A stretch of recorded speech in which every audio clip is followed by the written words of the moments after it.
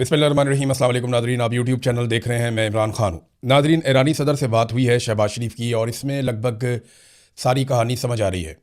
American को इस बात की उम्मीद है कि पाकिस्तान कुछ भी करके तुर्की और मिस्र और दीगर ममालिक के साथ मिलकर अमन कायम करने की कोशिश करेगा और जंगबंदी हो जाएगी, आपने हुरमस खुल जाएगी और ईरान को कोई ना कोई जो है वो सहूलत मिल जाएगी, अमेरिका को भी फेस सेविंग मिल जाएगी। तो अमेरिका इस किस्म का कोई सलूशन चाह रहा है, लेकिन हकीकत क्या है? इससे पहले कि मैं आपको बाकी चीज़ें बताऊं, शहबाज शरीफ का ट्वीट देखना ज़रूरी है। और एक ट्वीट किया है ईरानी सदर ने। इन दोनों के ट्वीट के अंदर सारी कहानी मौजूद है और समझने वालों के लिए सारे इशारे हैं। शहबाज शरीफ ने कहा, ईरानी सदर के साथ बात करने के बाद जो ट्वीट किया उसमें उन्होंने कहा कि आज सवेरे अपने भाई और ईरान के सदर के साथ एक तफसीली टेलीफोनिक गुफ्तगू हुई जो 1 घंटे से ज़ायद जारी रही। मैंने ईरान पर इसराइल के मुसलसल हमलों बशमूल सिविलियन इंफ्रास्ट्रक्चर और हालिया हमलों की पाकिस्तान की जानिब से सख्त मजम्मत का आदा किया। अच्छा जी, इसराइल के हमलों की बात की है शहबाज शरीफ ने। ईरान के ऊपर क्या सारे हमले इसराइल कर रहा है? अब तक का अगर आप डाटा इकट्ठा करें तो ईरान पे जितने हमले हुए हैं उनमें लगभग 70% से ज़ायद हमले अमेरिका ने किए हैं। जो बच्चियों की शहादतें हुई वो भी अमेरिका ने किया, जो बड़े बड़े लीडर्स निशाना बने वो भी अमेरिका ने किया। तो अमेरिका की मजम्मत नहीं की शहबाज शरीफ ने। शहबाज शरीफ ने मजम्मत की सिर्फ और सिर्फ इसराइल की। अमेरिका की मजम्मत करने की जरूरत भी नहीं है, वहाँ पे अर्दली का किरदार अदा करते हैं। ईरान के बहादुर अवाम के साथ पाकिस्तान की यकजहती का इजहार किया, कीमती जानों के ज़िया पर एक बार फिर ताज़ियत की और ज़ख्मियों और बेघर होने वालों की जल्द सेहत याबी के लिए दुआ भी की। खित्ते में अमन के फ़रोग और मुज़ाकरात की सहूलत कारी के लिए पाकिस्तान की मुखलिसाना कोशिशों को सराहने पर मैं ईरानी सदर का शुक्रिया अदा करता हूँ।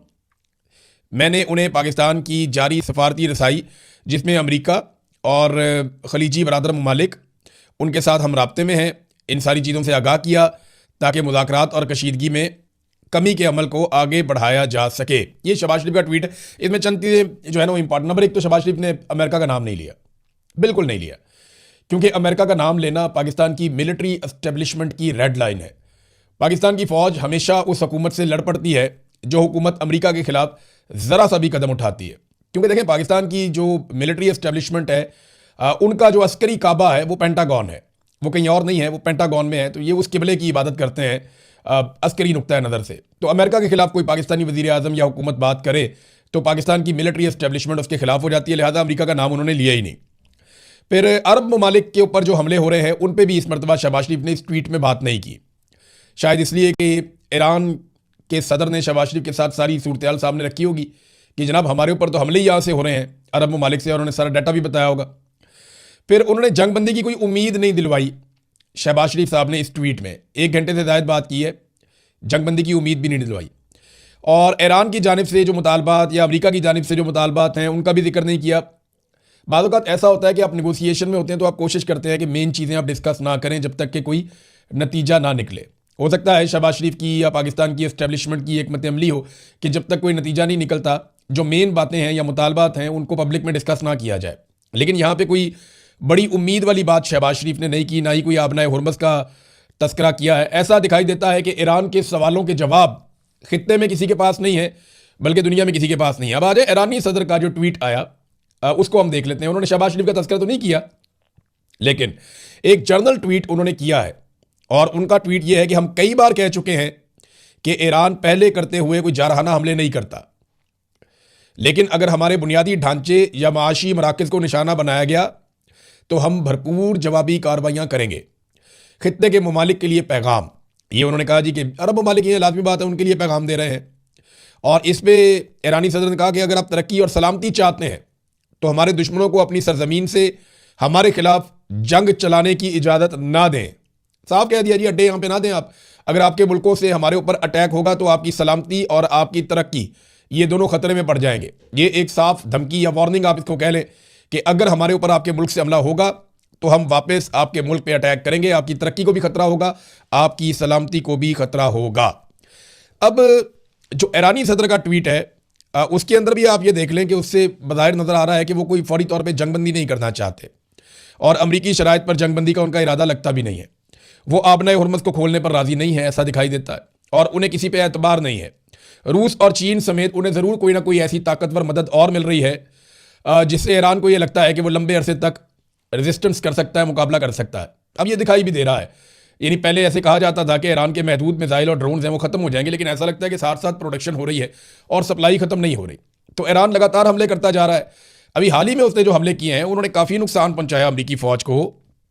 ये डाटा हमारे पास मौजूद है और ये डाटा बड़ा क्लियरली बता रहा है कि दो जगहों में मैंने आपको पिछले वीलॉग में कहा था ना, एक तो सऊदी अरब में एयरबेस के ऊपर अटैक किया, सुल्तान एयरबेस के ऊपर, और वहाँ पे अमेरिकन को नुकसान पहुंचाया। अब अमरीकी मीडिया भी उसके बारे में लिख रहा है। वहाँ पे अमेरिका के जो रीफ्यूलिंग के जो तैयारे हैं वो कुछ तबाह हो गए हैं, कुछ दीगर सिस्टम था अमेरिका का वो तबाह हुआ, अमरीकी फौजी भी वहाँ पे जख्मी हुए, तो काफ़ी नुकसान अब अमरीकी मीडिया भी बता रहा है। दूसरा, ईरानी फौज के तर्जुमान ने भी अब स्टेटमेंट दे दिया है कि खारक जजीरे पे हमले के लिए जो अमेरिकन पर तोड़ रहे थे कुवैत के एक जजीरे से, वहाँ पे उन्होंने कहा जी हमने बड़ा खौफनाक हमला किया है। और जो उन्होंने नंबर दिया वो तो बूबियान जजीरे और अमरीकी एयरबेस जो सऊदी अरब के अंदर है, इन दोनों जगहों पे उन्होंने कहा जी हमें इत्तला मिली थी कि 500 से ज़ायद अमरीकी फ़ौजी जमा हुए हैं जिन्हें निशाना बनाया गया और उनमें से कई मारे गए हैं और बहुत सारे ज़ख्मी हैं। ये दावा है जनाब ईरान की जानिब से, और ईरान के फ़ौज के तर्जुमान उन्होंने ये स्टेटमेंट दिया है, ब्रिगेडियर जुल्फ़िकारी ने। उन्होंने कहा जी कि अमरीकी एयरबेस जहाँ पे वो सऊदी एयरबेस है वहाँ पे अमेरिकन अपना काम करते हैं, और बूबियान का जजीरा ये कुवैत में है, इनमें फौजी जमा हो रहे थे, एक जगह पे 100 से ज़ायद से और एक जगह पे 400 के करीब। वॉल स्ट्रीट जर्नल ने भी इस खबर को कंफर्म कर दिया है। यानी ऐसा नहीं है कि ये सिर्फ ईरानी दावा है, बल्कि अमरीकी मीडिया अब कंफर्म कर रहा है कि ये बड़े हमले हुए हैं। अच्छा, कुछ बड़े हमले ईरान के ऊपर हुए हैं और उन्होंने काफ़ी नुकसान पहुंचाया अभी हाल ही में। उन हमलों की तरफ जाने से पहले शहबाज शरीफ साहब ने जो एक झूठ बोला था कि पूरी दुनिया में तेल की कीमतें बहुत ज़्यादा बढ़ गई हैं, हमने वो डाटा निकाला, हमने चेक किया कि शहबाज शरीफ साहब ने तो बहुत कीमतें बढ़ा दी हैं। क्या दुनिया में किसी और ने भी ऐसे किया? तो जो शहबाज शरीफ ने दावा किया उस तरह नहीं हुआ। दुनिया में तेल की कीमतें उस तरह नहीं बढ़ी जैसे शहबाज शरीफ ने दावा किया कि दुगनी से ज़्यादा हो गई हैं, ऐसा नहीं हुआ। बल्कि इंडिया ने अपने शहरियों को एक रिलीफ दिया है। भारत की मौजूदा हुकूमत ने ऑयल बहरान में आवाम को रिलीफ देने के लिए बहुत बड़ा कदम उठाया। पेट्रोल के ऊपर जो ड्यूटी थी वो 13 रुपए से कम करके 3 रुपए कर दी। यानी जंग के दौरान जब पेट्रोल की किल्लत पैदा हो रही है तो हुकूमत ने अपना मुनाफा कम कर दिया, यानी 13 रुपए से कम करके 3 रुपए फी लीटर पे ले आए, और पाकिस्तान में 100 रुपए वाली लेवी को उठा के 300 रुपए कर दिया। पाकिस्तान के पेट्रोल की कीमत तो बहुत थोड़ी है, असल पैसा तो जो ये कमा रहे हैं वो तो ये कमा रहे हैं टैक्सेस का जो पेट्रोल के ऊपर ये लगा रहे हैं। आलमी मंडी में पेट्रोल की कीमत आज भी उससे कम है जो इमरान खान के दौरे हुकूमत में थी। आज भी 120 पे नहीं पहुंचा फिगर, मैंने अभी जब चेक किया है तो इमरान खान के दौर में तो 120 टच करके इससे ऊपर भी निकल गया था। वो 150 का पेट्रोल कैसे बेच रहा था जिसमें हुकूमत कहती है कि उस वक्त की हुकूमत मुनाफा कमा रही थी। शहबाज शरीफ ने कहा था कि इमरान खान मुनाफा कमा रहा है 150 का बेचकर, तो आज ये खसारे में बेच रहे हैं, वो भी 350 रुपए का। ये कोई साइंस समझ नहीं आ रही। और बैनुल-अक़वामी मंडी में पेट्रोल भी आज सस्ता है, उसकी निस्बत महंगा बहुत हुआ है, डबल कीमत के करीब पहुंच गया, लेकिन इमरान खान के दौर से आज भी सस्ता है। तो अब ये इनकी अपनी बातें इनके सामने आ रही हैं, तो एक के बाद एक झूठ बोलते हैं। देखिए, इंडिया की हुकूमत ने फ़ायदा दिया अपने लोगों को और उन्होंने अपना टैक्स कम किया, लेकिन पाकिस्तान की हुकूमत ने टैक्सेस बढ़ा बढ़ा के जो है वो आवाम की कमर तोड़ दी। नाज़रीन, दो जगह से और इसराइल के लिए मुश्किलात पैदा हो गई हैं। एक तो लबनान में इसराइल ने जो अटैक किया वहाँ काफ़ी नुकसान किया है, 1000 से ज़ायद लोग वहाँ पे शहीद हो गए हैं, और हिजबुल्लाह के साथ एक खौफनाक जंग वहाँ पे चल रही है। हिजबुल्लाह ने वापस इसराइल के ऊपर हमला किया, और हिजबुल्लाह और इनके बीच में, इसराइल के बीच में जो लड़ाई चल रही है इसमें टैंक तबाह कर दिए उन्होंने इसराइल के, और बाकायदा उसकी वीडियो भी जारी कर दी है। जबकि हौसी जो यमन वाले हैं वो भी लड़ाई में उतर चुके हैं। उन्होंने अपना पहला मिसाइल हमला किया इसराइल के ऊपर, जिसकी कंफर्मेशन इसराइली मीडिया ने दे दी है कि हौसियों की जानिब से पहला अटैक किया गया है। जबकि हौसी अब ये कह रहे हैं कि वो लगातार हमले करेंगे इसराइल पर और वो इस लड़ाई का हिस्सा बनेंगे, वो इस खित्ते में अमेरिकन और इसराइली अहदाफ को निशाना बनाएंगे। तो ये एक ग्रोह और आ गया, लड़ाई के अंदर शामिल हो गया। ये हौसी वही है जिनकी सऊदी अरब की गवर्नमेंट के साथ भी बड़ा अरसा लड़ाई चलती रही है। यमन में और सऊदी अरब में मिसाइल भी गिरते रहे हैं, जबकि सऊदी अरब में जो अमरीकी दिफाई निज़ाम था वो हौसियों के मिसाइलों को नाकाम बनाता रहा। लेकिन इस वक्त जो फ़िज़ाई दिफाई निज़ाम है पूरे खित्ते में वो तहस नहस हो चुके हैं। उनकी वो हालत नहीं है जो माजी में हुआ करती थी। गो के अभी भी वो काम कर रहे हैं, लेकिन अगर आप उनकी कैपेसिटी को देखें तो वो 30%, 40% या किसी जगह पे 20%, वो इतना काम कर रहे हैं। पहले जो 100% काम किया करते थे। तो हालात अब बड़े मुश्किल है। अगर कोई मिसाइल आता है तो उसको इंटरसेप्ट करना, उसको रोकना, क्योंकि देखिए इंटरसेप्टर्स भी कम होते जा रहे हैं, मिसाइल बहुत महंगे हैं, उनको रोकना बहुत मुश्किल है। फिर एक एक मिसाइल को रोकने के लिए, ड्रोन को रोकने के लिए 4-4 मिसाइल इन्होंने शुरू में दागे हैं। तो बहुत बड़ी मिकदार में अपने हथियारों को ज़ाया किया है अमेरिका ने और इसराइल ने इस पूरे रीजन में। पेंटागन के अंदर इस बात की एक फ़िक्र भी है कि जितने मिसाइल हम पूरे साल में बनाते हैं उतने मिसाइल तो ये चंद दिन में चला देते हैं। यानी अभी 1 महीने की लड़ाई में इतने मिसाइल चला दिए गए हैं कि एक डाटा शेयर किया गया इंटरनेशनल मीडिया पे और उसमें बताया गया कि, और ये अमेरिका से है, कि 7 से 9 महीनों में अमेरिका इतने हथियार नहीं बना सकता जितने हथियार अमेरिका ने इस्तेमाल कर लिए हैं ईरान के खिलाफ अब तक। सिर्फ तेहरान पे जो बम गिराए गए हैं या मिसाइल गिराए गए हैं उनकी तादाद 3000 से जायद है। और ये मैं इसराइल और अमेरिका के टोटल हथियारों की बात कर रहा हूं। नादरीन, ये तुर्की ने खबरदार किया इसराइल के हवाले से। तुर्की के वजीर खारजा ने एक मरतबा फिर कहा है कि मुस्लिम ममालिक को सब्र का मुजाहरा करना चाहिए और इसराइल ये चाहता है कि मुसलमान मुल्क आपस में तवील अरसे के लिए लड़ पड़ें आपस में, और मुसलमान इस जाल में बिल्कुल ना फंसें। देखिए, मशरिक़ वस्ता में जब मुसलमान मुल्क आपस में लड़ेंगे तो फ़ायदा किसका होगा? एक्चुअली तो एक्सपेंशन सऊदी अरब ने तो नहीं करनी, किसी और ने भी नहीं करनी यहाँ पे। हाँ, यूएई का कभी कभी ऐसा लगता है कि शायद वो अपने आप को एक्सपेंड करें दूसरे इलाकों तक, लेकिन और किसी को यहाँ पे शौक भी नहीं है। ना ही ईरान कोई एक्सपेंशन करने जा रहा है। अपने मुल्क को बड़ा करने का ख्वाब तो सिर्फ इसराइल का है। तो जब मुसलमान ममालिक आपस में लड़ेंगे तो कमज़ोर हो जाएंगे और इसराइल का काम आसान हो जाएगा। उम्मीद की जा रही है कि पाकिस्तान में जो वज़राए खारजा इकट्ठे हो रहे हैं, चाहे वो तुर्की के हैं, सऊदी अरब के हैं, मिस्र के हैं, इन तीनों के भी अपने अपने मफादात हैं, अपनी अपनी पॉलिसी है और इन तीनों को ये जंग सूट नहीं करती, तीनों के लिए प्रॉब्लम क्रिएट हो रही है।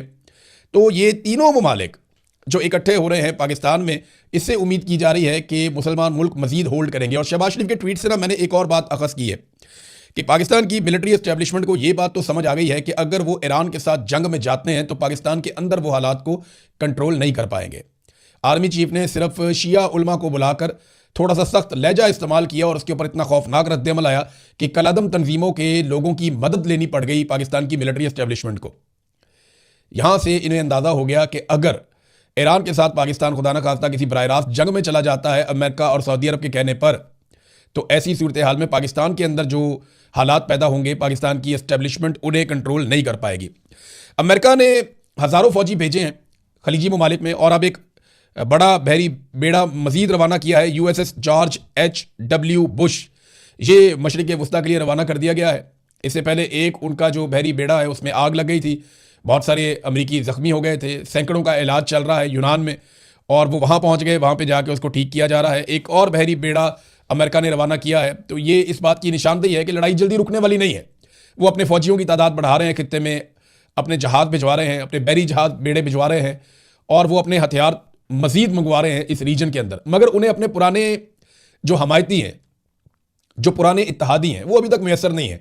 मार्को रूबियो ने दोबारा कहा फ्रांस में कि हमें बाकी दुनिया की मदद चाहिए, अमेरिका अकेला ये नहीं करना चाहता और ना कर सकता है। डोनाल्ड ट्रंप के कुछ स्टेटमेंट्स हैं, ये अजीबोगरीब ही, वैसे मुझे डोनाल्ड ट्रंप की शख्सियत मुझे बहुत अजीब लगती है।